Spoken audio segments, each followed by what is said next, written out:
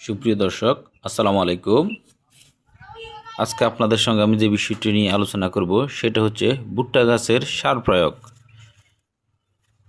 আপনারা প্রতি শতক জমিতে ভুট্টা গাছের জন্য ইউরিয়া 1.5 থেকে 2 কেজি, টিএসপি 1 কেজি 300 গ্রাম, এমওপি 1 কেজি, জিপসাম 800 গ্রাম,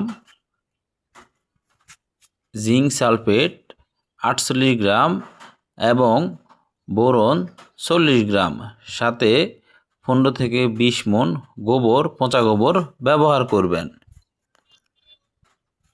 এখানে উল্লেখিত সকল সার শেষ চাষের সময় জমিতে দিয়ে দিবেন।